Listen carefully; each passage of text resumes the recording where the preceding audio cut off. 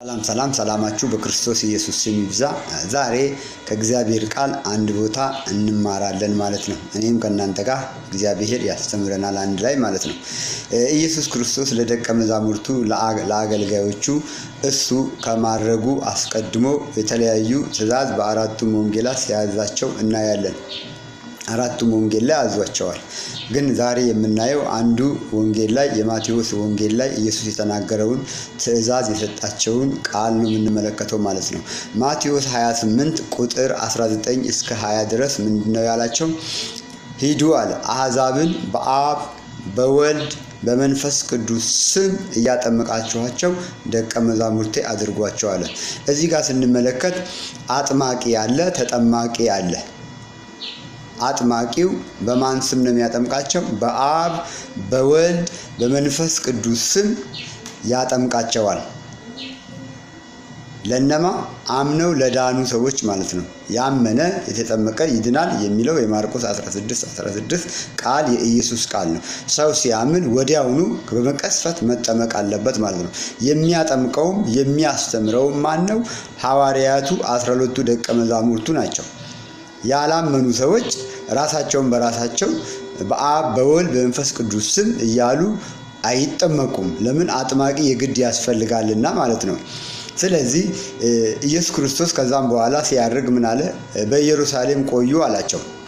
ሉቃስ 24 ቁጥር 46 እስከ 49 ስንመለከት በኢየሩሳሌም ቆዩ ብሎ አዘዛቸው። በኢየሩሳሌም በቆዩበት ሰዓት ጸሎት ላይ ያሉ ኢየሱስ ክርስቶስ እንደ ተስፋው ቃል የተናገራቸውን መንፈስ ቅዱስን አወረደላቸውና በልሳን በተለያየ ቋንቋ ሲናገሩ እነ ጴጥሮስ 120 የሚሆኑ አባላት ወይም የእግዚአብሔር ባሪያዎች በኢየሩሳሌም በነበሩበት ሰዓት በልሳን በሚናገሩበት ሰዓት ሰዎች ሰምተው ሰክረው ነው እንዲህ ነው የተለያየ ስም ሲሰጧቸው ጴጥሮስ ከመካከላቸው ተነሳና እኛ አልሰከርንም አሉ።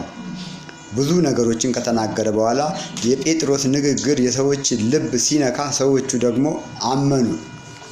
አምነው ከዛ እነ ጴጥሮስን ጥያቄ ጠየቁ። ምን ጠየቁ? ምን እናድርግ ሰዎች አሉ ለነ ጴጥሮስ።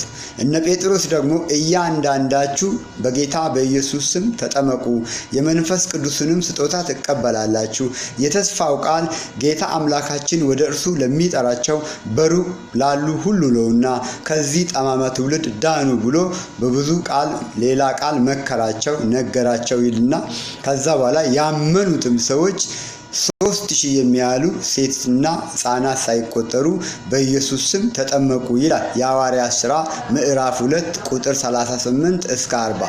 የተጠመቁት ሰዎች በማን እጅ ነው የተጠመቁት? በእነ ጴጥሮስ እጅ ነው የተጠመቁት። እነ ጴጥሮስ የተናገሩትን ቃል ተቀበሉ፣ ሰዎቹ አመኑ። ከዛ እነ ጴጥሮስ በኢየሱስ ስም እንዳጠመቋቸው መጽሐፍ ቅዱስ ይናገራል። የአብ የወልድ የመንፈስ ቅዱስ ስም ማን ነው ብሎ እንግዲህ መንፈስ ቅዱስ ሲወርድ መሰከረላቸው? ኢየሱስ ነው። ኢየሱስ በአብ በወልድ በመንፈስ ቅዱስ ስም አጥምቁ አለ እንጂ በኢየሱስ ስም አጥምቁ ብሎ መጀመሪያ አልተናገራቸውም። ነገር ግን መንፈስ ቅዱስ በወረደ ጊዜ ወደ እውነት ሁሉ ይመራችኋል ያላቸው የኢየሱስ ቃል የተፈጸመው መንፈስ ቅዱስ ሲወርድባቸው የአብ የወልድ የመንፈስ ቅዱስ ስም ኢየሱስ መሆኑን ገለጠላቸው። ስለዚህ ኢየሱስ በሚለው ስም እነ ጴጥሮስ የመጀመሪያ ጥምቀት ጀመሩ። ከዛም እስከ መጨረሻ የዮሐንስ ራእይ እስከ መዝጊያ ድረስ መደምደሚያ ድረስ 12ቱ ደቀ መዛሙርት ሌሎችም አምነው ይህንን ወንጌል ሲያገለግሉ የነበሩ የእግዚአብሔር አገልጋዮችና ሐዋርያት ባሪያዎች በሌላ በማንም ስም አላጠመቁም፣ በኢየሱስ ስም ነው ያጠመቁት።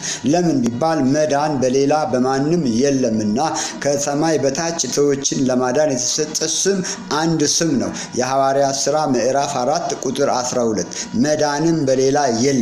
በቃ ተዘጋ። የሥላሴ ስም አያድንም። የሥላሴ ስም አያድንም። ብዙዎች የሥላሴ አማኞች በኢየሱስ ስም ጥምቀት እንደ እዳሪ ነው የሚጠየፉት።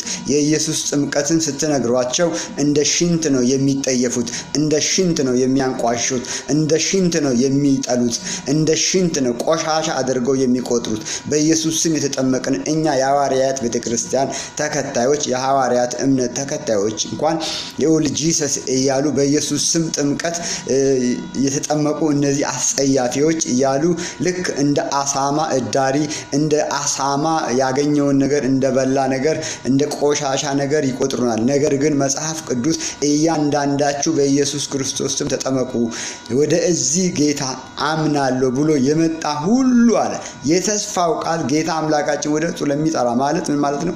ወደ ኢየሱስ ለሚመጣ ሁሉ በኢየሱስ ስም ብቻ እንዲጠመቅ በአብ በወልድ በመንፈስ ቅዱስ ስም እንጂ በአብ በወልድ በመንፈስ አይደለም። የአብ የወልድ የመንፈስ ቅዱስ ስም አብ የሆነው የኢየሱስ ስም ነው። የአብ የወልድ የመንፈስ ቅዱስ ስም አብ የሆነው የኢየሱስ ክርስቶስ ስም ነው። ስለዚህ በስላሴ እምነት ውስጥ ታጭቃችሁ ያላችሁ ሰዎች ወደ ሐዋርያት ቤተክርስቲያን ነው።